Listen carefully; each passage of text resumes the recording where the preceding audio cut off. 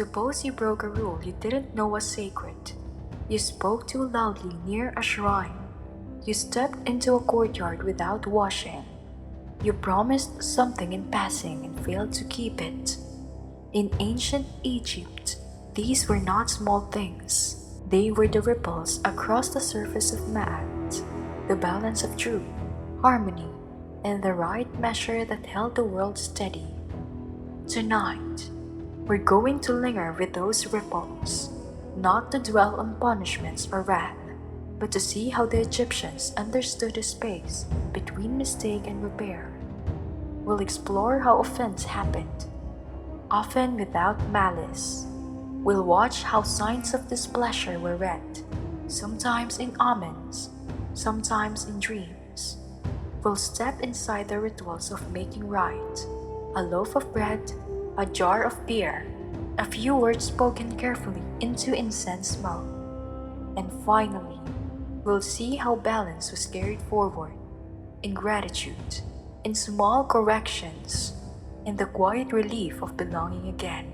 If you've joined us before for our walks through temples and festivals, think of this as a companion journey, more intimate and quieter. If you're here casually, you'll find clear images of what people avoided and how they repaired missteps. And if this is your very first step into Egypt, don't worry. All you need is to listen. Think of this as learning an ancient etiquette for living in balance, one slow, careful gesture at a time. Stay with me. In the next minutes, you'll know how a single candle, a loaf, and a whispered name could set a life straight again. To imagine angering a god in Egypt, you must first understand the order in which people lived. They called it ma'at, a word that meant truth, balance, right measure, the steady line that kept chaos away. Ma'at was not abstract, it was invisible in every rhythm of life. The risking of the Nile, the turning of seasons, the fairness of scales in the market, the quiet of prayer before work began. For most Egyptians, Ma'at was tended at home as much as in temples. Many houses, even the humblest, had a small shrine set into a wall niche, a figure of clay, a painted board, a stone rubbed smooth with touch. These stood for gods or ancestors. In the morning, someone might place a flower there, or pour a few drops of beer before drinking, or whisper a name before eating.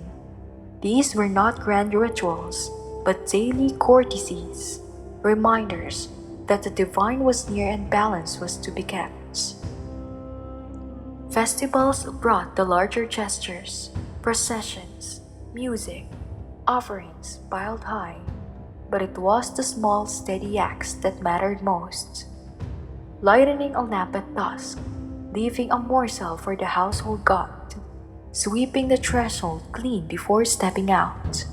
Each was a way of saying, I know I live inside order, I honor it, and I will not forget. This sense of order extended to speech and promise. Words carried weight in Egypt. To say I will was to bind yourself, not lightly, but firmly. To swear by a god's name was to call them as witnesses. To jest about divine matters was risky, not because the gods were cruel, but because careless words could bend the fabric of balance, tugging it out of line.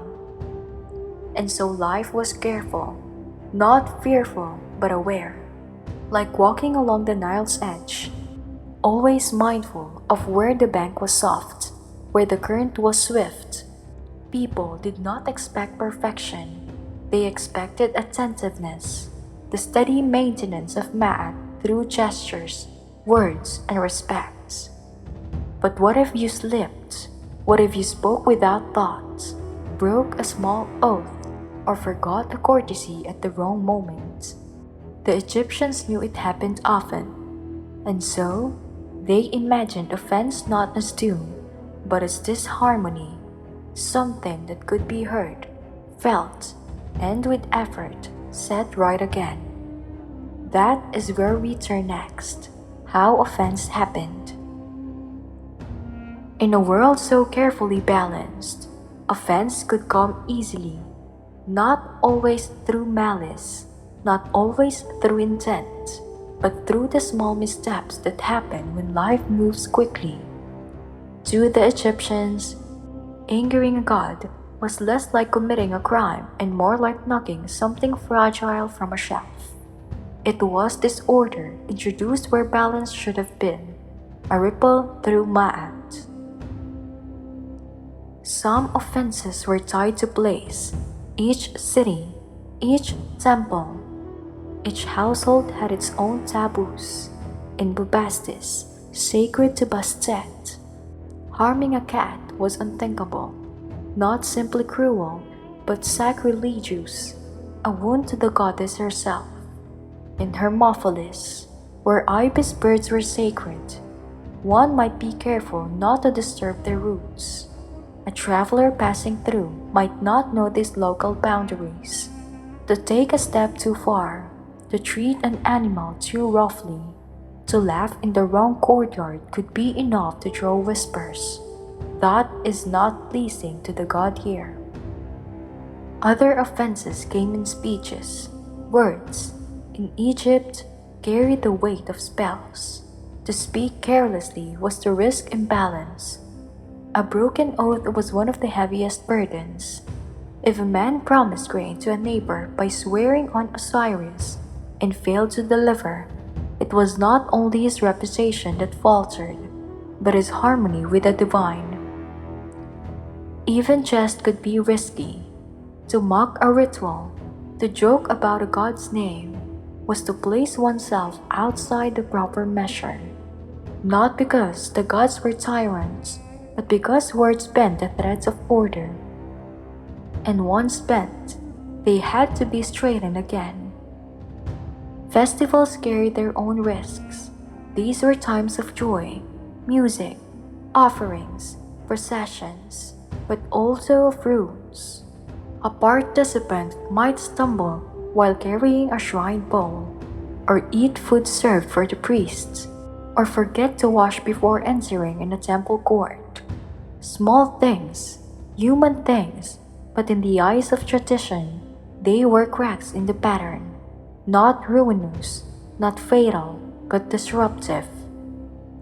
Sometimes, the offense was not an action but an omission. Forgetting to light the household lamp at dusk, neglecting to leave a crumb of bread on the shrine, failing to pour a few drops of water before drinking. These gestures were small, but they were part of a covenant between people and the divine. To miss them was to let silence fall where words should have been, to leave the gods waiting where they expected attention.